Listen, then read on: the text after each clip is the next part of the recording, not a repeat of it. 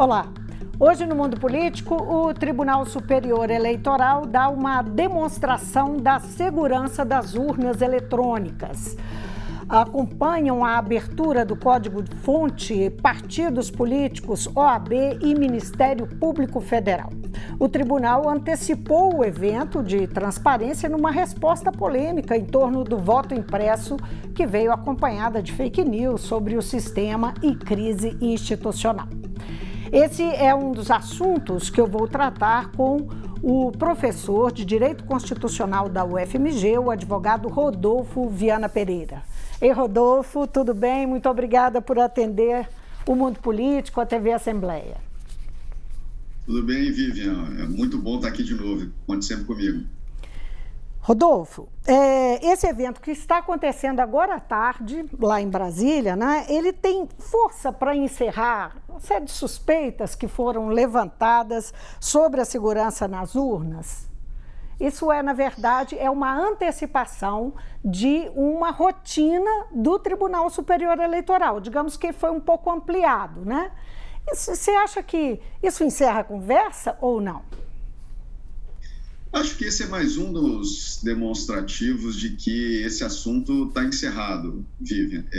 Pelo menos em termos técnicos, né? Claro, como fundamento político, discursos contra a segurança da urna eletrônica vão sempre povoar o mundo político, o mundo eleitoral. Isso faz parte, não é de hoje, né? Sempre que há eleições com urnas eletrônicas, sempre que houve essas eleições com urna eletrônica, né, a gente sempre vê discursos aqui e ali tentando justificar eventuais perdas eleitorais culpando a urna eletrônica. Mas eu acho que essa questão está pacificada e pacificada onde deveria sempre estar, né, que é no Congresso Nacional, que é a casa democrática e que tem a competência para decidir sobre isso. Então, o Congresso Nacional, na última polêmica levantada em relação ao voto, ao sistema de urna eletrônica, ele sepultou de uma vez por todas, né? Enfim, entendeu por não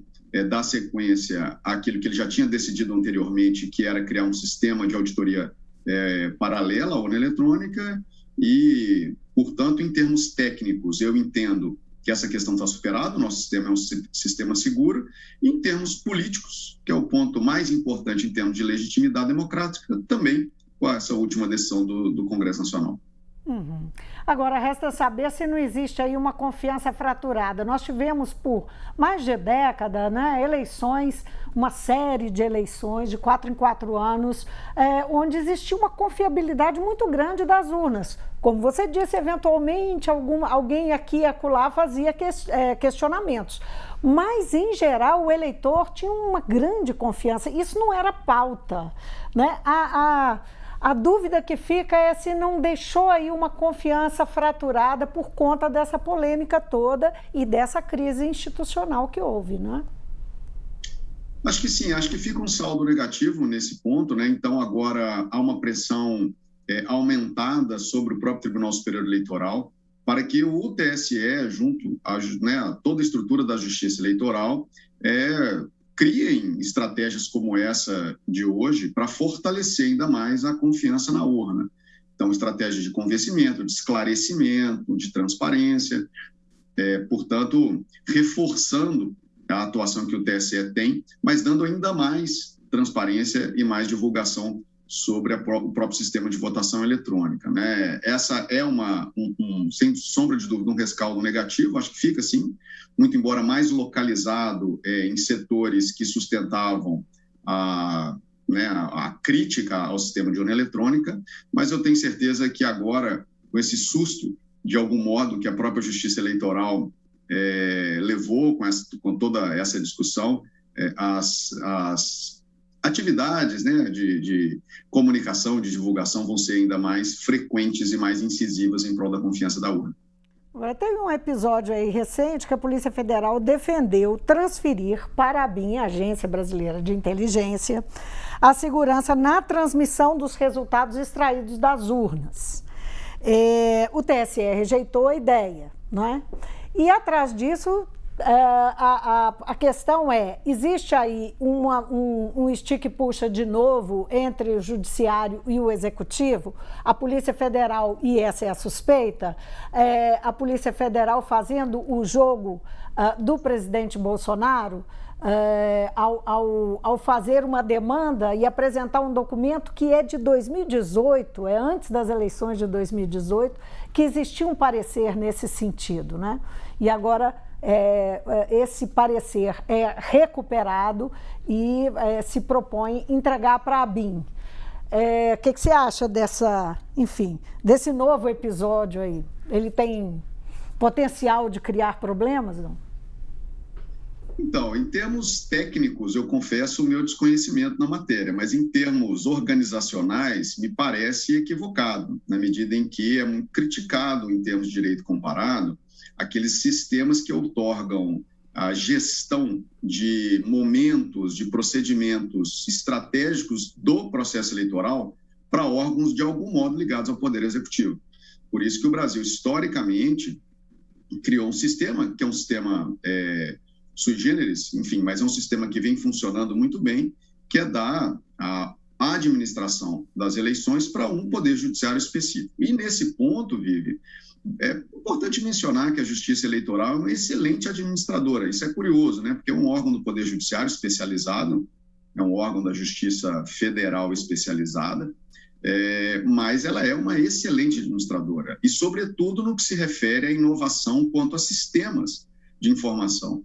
Então, nós temos na Justiça Eleitoral, através da Justiça Eleitoral, originados no próprio sistema de inteligência do TSE, sistemas operacionais fabulosos, como o sistema de divulgação das candidaturas, sistema de registro de candidatos, filia web e também, claro, o sistema todo em torno da urna eletrônica. Então, se nós optamos por ter essa solução, e a solução vem sendo desempenhada de modo exemplar, e não só nacionalmente, mas como um modelo comparado, acho que não faz sentido, em princípio, que eu estou tirando as questões técnicas envolvidas, mas em termos de segurança não faz sentido tirar isso do Poder Judiciário, do TSE, no caso. Aí só chamando atenção para um aspecto do que você disse, quando isso está na mão da Justiça, está na mão de quem não precisa de votos para trabalhar, um poder que não tem votos. Os outros dois poderes são os poderes que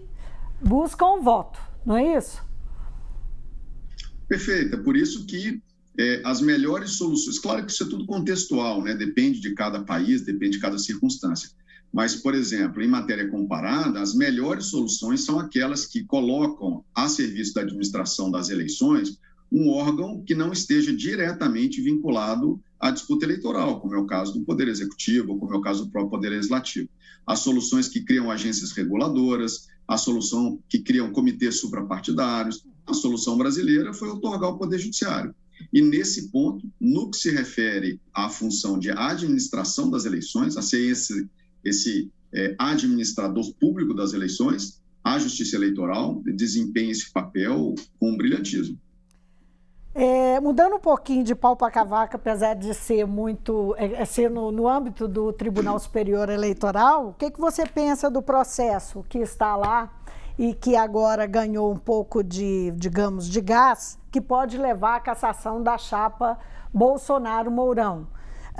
Nós tivemos aí notícias de que, já está se falando nisso, um parecer que aponta para que os disparos em massa teriam sido um esquema bem profissional e que isso seria, enfim, fortaleceria a tese de que houve irregularidades na campanha, não é? De Bolsonaro e Mourão. O que você acha dessa discussão há um ano desse mandato acabar? Bom, eu não consigo falar especificamente sobre o caso concreto, porque eu não tenho acesso aos dados dele, né, assim, aos autos. Então, eu teria que fazer uma análise do processo para poder tecer algum tipo de comentário especificamente sobre essa ação. O que eu acho, em geral, e aí não se aplica a esse caso, é que os processos de cassação, para que eles sejam bem-sucedidos, há que se comprovar que a circunstância, sobretudo em caso de abuso de poder, e abuso de poder praticado por terceiros, há que se comprovar que, de fato, as circunstâncias foram extremamente graves. Não é qualquer acusação que pode levar ou que deva levar à cassação de um agente político que foi eleito legitimamente de modo democrático. Isso eu não falo só do presidente Bolsonaro, mas de qualquer outro agente político. Então, as ações eleitorais que têm por objeto abuso de poder, e especificamente abuso de poder econômico, que seria essa argumentação, é preciso que haja circunstâncias que caracterizam uma gravidade forte, né, uma gravidade destacada, e, além disso, que tenha alguma envergadura e não sejam ilícitos isolados. Então, por mais que o requisito técnico da legislação diga que não é preciso que aquela ilicitude tenha influenciado o resultado, que basta ter havido a ilicitude de modo grave, eu acho que para caçar um agente político que recebeu voto popular no Poder Judiciário por abuso de poder tem que ser algo muito grave. Então, veremos o que será ainda revelado na investigação perante o TSE, mas fica aqui essa consideração, tem que ser algo realmente muito grave. O Congresso Nacional promulgou a PEC do que foi chamado de mini-reforma, não é a primeira nem a segunda mini-reforma eleitoral, mas essa última vai valer para o ano que vem, né? Tem alguns pontos aqui, eu queria passar esses pontos com você que merecem destaque. Uma é a contagem em dobro dos votos dados a candidatos negros, índios e mulheres, né? Isso para distribuição de recursos dos fundos, né? O fundo eleitoral, o fundo partidário. Que impacto você acha que isso vai ter sobre as escolhas dos partidos? E o que você acha da mudança da lei em si, né? Eu acho que é uma mudança válida, assim, válida e é uma mudança legítima. O sistema brasileiro já estava apontando para isso, né? Desde as ações afirmativas pró-candidatura de gênero feminino, que já vem de um bom tempo, e que têm sido incrementadas por estratégias de destacamento de recursos públicos também, né, próprios para mulheres. Nas últimas eleições, o Supremo e o TSE também, de algum modo, expandiram isso para candidaturas de pessoas negras, e a emenda agora vem reforçar essa estratégia. E reforça a estratégia de um modo inteligente. Por quê? Porque agora os partidos políticos que quiserem ter mais acesso a fundos públicos, né, seja o fundo partidário, seja o fundão, que é o fundo eleitoral, eles terão que criar estratégias de apoio a candidaturas negras e a candidaturas de gênero feminino. Isso pode fazer com que os partidos realmente aloquem esforços, não só políticos, mas de recursos, enfim, para apoiar esses candidatos. A gente sabe que os partidos políticos lançam vários candidatos, mas eles têm candidatos de sua predileção. As diretorias partidárias têm candidatos de sua predileção, o que, em princípio, não está errado, não é ruim, né? Porque nem todo candidato é um candidato competitivo. Então, é justo, é lícito que a diretoria apoie financeiramente, estrategicamente, estruturalmente algumas candidaturas. O que a emenda fez agora é criar um incentivo positivo para que essa decisão da diretoria partidária também passe a apoiar candidatos que sempre foram inferiorizados em termos de campanha, né, em termos de estratégia, que são candidaturas de gênero feminino e candidaturas de pessoas negras, né? A Constituição fala exatamente dados a candidatas mulheres ou a candidatos negros. Claro que a redação aqui, sobretudo quanto à candidata mulher, ela é uma redação que poderia ter sido melhor colocada, porque o TSE já entendeu que essa ação afirmativa não é para pessoas que nascem geneticamente como mulheres, mas para todos aqueles que são do gênero feminino, e o que não inclui, o que obviamente inclui não apenas mulheres em termos genéticos, mas também, né, pessoas que se definem do gênero feminino, então como transexuais, transgêneros, enfim. Então, há uma crítica a essa redação. Eu imagino que o STF não vai ter nenhuma discussão, não vai ter nenhuma dificuldade em relação a isso, caso seja nem a Justiça Eleitoral, eles já vão interpretar essa fala essa expressão legal desse modo, como já vinha na própria jurisprudência. Então, eu acho positivo, Vivian. Eu acho que ele é algo que gera um incentivo positivo para os partidos apoiarem essas candidaturas. E diferente também do princípio das cotas, né, que acabava havendo distorções, uso de laranja e tal. Esse é digamos que é um incentivo e não uma mera imposição, não é, que pode ser burlada. Perfeito, porque antes, veja só, o incentivo é para o ingresso na disputa, né? Olha, tem que ter 30% de candidaturas femininas. Tá, mas nada faz com que o partido político tenha algum tipo de incentivo para apoiar essas candidaturas femininas verdadeiramente.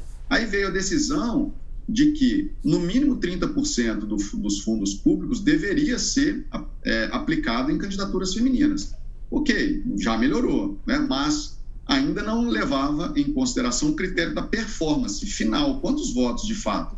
Agora, o partido vai receber mais recurso conforme o sucesso, a performance final, portanto, nas urnas de candidaturas femininas e negros. Então, tem isso que gera um os candidatos, positivo. né? É isso.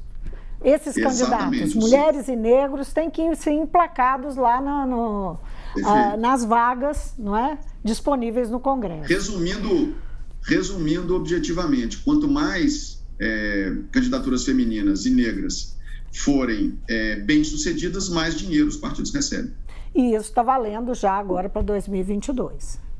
Então, os partidos já devem estar a essas alturas correndo atrás, não é, de buscar pessoas que possam ter um bom resultado de representação, não é? E que tenham essas características. Ela vale de 2022 a 2030, ela tem um lapso, né? De 2022 a 2030 que vai valer essa regra. Pensando que esse é um tempo de amadurecimento, né, das práticas, né, eleitorais. Perfeito. Então, a PEC, ela constitucionaliza a fidelidade partidária, né? O que muda, né, quando vai para uma proposta de emenda à Constituição e essa emenda é aprovada, vai para a Constituição a exigência da fidelidade partidária. Parece que, pelo que foi aprovado, só o partido é que pode dizer, olha, não, eu libero você se você quiser sair. Funciona assim, com os deputados e, enfim, deputados estaduais, federais, os cargos legislativos, né? Isso vem, Vivian, para suprir uma questão que sempre foi uma questão muito polêmica em matéria de perda de mandato por infidelidade partidária. É que isso nunca tinha sido, de modo expresso, uma norma constitucional. Isso foi feito lá atrás, uma interpretação por parte do Tribunal Superior Eleitoral, que através de uma resolução acabou criando normas, procedimentos, e aqui, minha opinião, de modo equivocado, porque ele extrapolou a sua competência legislativa, mas essa questão acabou se estabilizando, o Supremo entendeu que o TSE podia fazer isso, inclusive estimulou o TSE a fazer isso. Depois veio uma lei infraconstitucional, criando os critérios das chamadas justas causas, ou seja, dizendo que o parlamentar, de fato, que perderam, se for o trânsfuga, ou como dizia o ministro Marco Aurélio no Supremo, o parlamentar infiel, o agente político infiel no início, né? O agente político infiel, ele perderia o mandato, salvo se ele justificasse algumas causas que pela legislação eram vistas como justas causas. O que ocorre hoje? Essa questão finalmente vai à Constituição para dizer que é possível essa perda de mandato. Remete à lei infraconstitucional, à regulamentação das causas, dessas chamadas justas causas, mas cria uma questão importante para o procedimento, que é, se o partido político der anuência, isso está resolvido. Isso já era uma questão polêmica na jurisprudência, em que muitas vezes a Justiça Eleitoral não admitia carta de anuência do partido político, isso era ainda instável na jurisprudência e agora está consolidado. Então, se o partido político, que o agente político era filiado, quando ele muda, se o partido anuir, se o partido aceitar, sem problemas, ele não perderá o mandato por isso. Tem a mudança de dia de posse também, só que vai valer só para 2027, né? Mas é interessante, Exato. eu gostei. 2 dias, no dia 5 de janeiro, para presidente da República, dia 6 para governadores. O que você achou? Bom, deixa o pessoal curtir o fim de ano, né? Também acho. Ele é eleito presidente da República, governador de estado, não pode ir para a festa do dia 31, porque dia 1º de manhã já tem lá a posse. Então, acho que é bom dar um tempinho aí para a turma curtir as festas de fim de ano. Agora, uma novidade significativa, que eu estou imaginando que será, são as federações partidárias, que foi inclusive objeto de veto do presidente da República e foi derrubado pelo Congresso, né? Parece que numa costura do PCdoB, que era o grande, que tinha isso como bandeira, né? As federações partidárias. Aí eu queria que você explicasse para a gente como é que elas vão funcionar, né? E o que muda com as federações partidárias. Então, qual que é a importância, né, disso, né?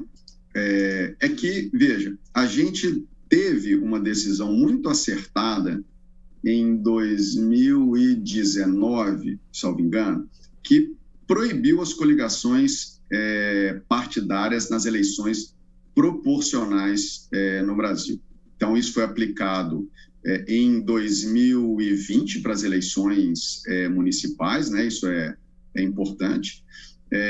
E, claro, as eleições municipais aí sempre surgem como um certo balão de ensaio. E acabou que a Câmara tentou voltar com a antiga possibilidade de coligação proporcional, o que seria um balde de água fria no nosso sistema, Vivian. Assim, eu acho que a proibição das coligações proporcionais, o que é isso, né? São os partidos políticos se unirem, formando uma coligação para lançar candidatos em conjunto a vereador, a deputado estadual, a deputado federal e também lá no Distrito Federal. Essa foi uma das grandes... o fim das coligações proporcionais foi uma das mais importantes reformas macroestruturais da democracia brasileira desde a Constituição de 1988. Os partidos políticos no Brasil precisam se mostrar ao eleitor e quando eles se apresentam por detrás de uma coligação, fica muito difícil para o eleitor escolher seu voto com base também em opções partidárias, né? Então, o partido político ficava muito confortável. Ele lançava aquele monte de candidato. Muito prejudicada, né? Ele ficava na coxia do teatro da campanha eleitoral. O eleitor sabia que ia votar naquele candidato, naquele outro, mas não tinha responsabilização dos partidos políticos. Agora isso acabou. O partido político que quiser ser competitivo, ele vai ter que criar um bom time eleitoral próprio, um bom time de candidatos e ter um bom discurso. Então isso é muito bom para a democracia. Isso vai fazer com que diminua o número de partidos que elegem vereadores, que elegem deputados. Isso é muito bom para a própria configuração da agenda parlamentar na casa, porque é muito difícil, imagina, né, uma casa legislativa que tenha 28 partidos, 27 partidos representados, com deputados federais ou vereadores eleitos. Isso é inviável em termos de organização mínima, né? Então, há uma tendência de diminuição, e isso é muito bom para a democracia brasileira.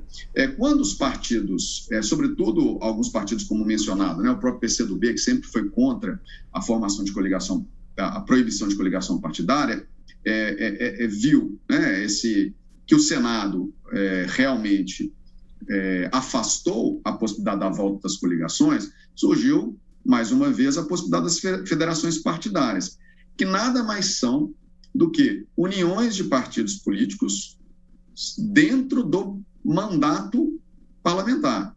Então, para disputar a eleição, os partidos não podem se coligar. Então, o partido não vai poder mais se coligar com o partido B e lançar um time conjunto para eleger deputados e vereadores. Mas, uma vez eleitos, eles podem criar federações partidárias. Na verdade, a lógica é essa, para o exercício do mandato, para que tenham uma atuação em comum e aí se fortalecer, né? Eventualmente, uma federação dessa pode levar a médio e longo prazo à fusão desses partidos, né, ou estratégias conjuntas para a campanha eleitoral. Então, é um instrumento que coloca um meio termo ali. Ok, nós não teremos mais coligações proporcionais, mas os partidos podem criar instituições mais sólidas para o exercício do mandato entre partidos com essa afinidade, digamos. Então, só para clarear uma questão, as federações, elas são, quando organizadas, elas são verticalizadas. Digamos, se é organizada uma federação, agora em 2022, quando for em 2024 tiver eleição para prefeito, nos municípios elas terão que ter, os partidos que fizerem parte da federação terão que obedecer o mesmo princípio. Isso durante 4 anos. Então vai pegar 3 eleições, não é isso? Ou eu estou enganado? Exatamente, veja, a federação partidária, ela serve exatamente para dar mais estabilidade a um acordo político entre partidos políticos. Eles passam a se federalizar. Esse é um ponto importante. Então, eles continuam internamente tendo sua autonomia, mas eles passam a ter algumas restrições, porque passaram a fazer parte de um organismo que agora é um organismo distinto deles, né? Próprios. Então, isso com o tempo tende a fazer com que esses partidos possam acabem se fundindo, né? Você acha que isso inibe as legendas de aluguel, esse formato? O fim das coligações partidárias, certamente, das coligações proporcionais, perdão, certamente. Por quê? Porque o que se chama de legenda partidária está muito associado àquele partido político que acaba tendo capital político, capital eleitoral, por apoiar outro partido político. O instrumento próprio para isso era a coligação proporcional. Então, vamos imaginar, eu sou o partido B, que sou um partido de aluguel, eu ofereço ao partido A recursos do fundo partidário, tempo de propaganda eleitoral, para que ele me aceite numa coligação e eu possa emplacar ali, dentro do número de candidatos eleitos, um candidato que é um quadro meu forte, né? Quando isso acaba, quando rompe essa possibilidade, aquele partido B, que era o partido, entre aspas, de aluguel, ele fica isolado. Ele vai ter que ter uma votação expressiva para conquistar pelo menos uma vez o quociente eleitoral para emplacar aquele candidato que é um quadro forte dele. Quando ele coligava, no somatório de votos da coligação, aquele candidato dele era eleito. Agora, quando ele lança isoladamente, não é mais eleito. Então, o fim da coligação proporcional é muito ruim para os chamados partidos de aluguel, o que para a democracia é muito positivo, porque obriga o partido político a mostrar sua cara. Né? A federação partidária é um meio termo, digamos, aquele partido de aluguel, se ele tiver alguém, né, outro partido que aceite, que queira, e não é simples fazer uma federação partidária, ele pode formalizar com aquele partido uma federação partidária. E aí ele vai atuar nos parlamentares como se fosse um partido só. Claro, eles resguardam sua autonomia interna, mas a lei, para quem quiser aí a referência, a Lei 14/2008, ela detalha um conjunto de obrigações e deveres que os partidos componentes da federação terão. E eles têm que negociar muito internamente em nível federal, né? Cada partido. Exatamente. Para ver como é que, né, todo mundo pensando igual para fazer os arranjos federais, né, com outros partidos. Perfeito. Né, vai dar trabalho, hein? A última questão, você mencionou aí quociente eleitoral, foi aprovada uma lei, que é a Lei 14.211, que altera os requisitos para o quociente eleitoral. Como é que ficou? Então, ela mudou algumas coisas. Primeiro, eu acho que o impacto maior é que ela muda a quantidade de candidatos que um partido pode lançar nas eleições proporcionais. Então, se antes um partido político podia lançar, por exemplo, 150% das vagas para um determinado parlamento, vou dar um exemplo aí em Belo Horizonte, são 41 vereadores na Câmara Municipal. O partido político podia lançar 62 candidatos. Agora, ele vai poder lançar 100% mais um, ou seja, 41 mais um, 42 candidatos. isso faz uma redução enorme na quantidade de vagas em disputa. Lembrando que desses 42%, 30% tem que ser de gênero feminino. Então, isso vai... E agora, né, o partido também vai ter que balancear aquela estratégia de colocar também candidatos negros competitivos, porque a performance eleitoral, o sucesso deles vai representar mais dinheiro no bolso. Então, isso vai gerar uma pressão maior nas convenções partidárias para a escolha de candidatos a vereador e a deputado. Isso vai fazer com que várias pessoas que antes tinham a tradição de serem lançadas candidatas não serão mais, o que é positivo. Por quê? Porque o partido político agora também vai ter que fazer uma análise de performance, uma análise estratégica. Algumas pessoas vão ter que ser deixadas do lado de fora. Quem decide isso é a convenção, né? São os convencionais, lá nas famosas convenções partidárias. Então, isso gera um cuidado maior que o partido terá para fazer a seleção dos seus candidatos a vereador e a deputado federal, né, a deputado estadual, a deputados em geral. Isso é positivo. E leva também a renovação, pode levar a renovação, e não quer dizer que toda renovação é boa, mas ela pode vir a ser, né? Perfeito. Rodolfo, foi um prazer ter você no Mundo Político. Muitíssimo obrigado por essa conversa. Eu que agradeço, Vivi. É sempre um prazer estar aqui com vocês. Eu conversei com Rodolfo Viana Pereira, ele é professor de Direito Constitucional da UFMG, e nosso assunto hoje, que nós estamos assim há um ano das eleições, na verdade assim, um ano menos 2 dias, porque na verdade a eleição de outubro de 2022 cai no dia 2 de outubro. Então nós estamos praticamente há um ano das eleições. E a nossa conversa foi sobre segurança nas urnas eletrônicas e sobre a reforma eleitoral, que já vale para o ano que vem. A gente fica por aqui, muito obrigada pela sua companhia e até amanhã.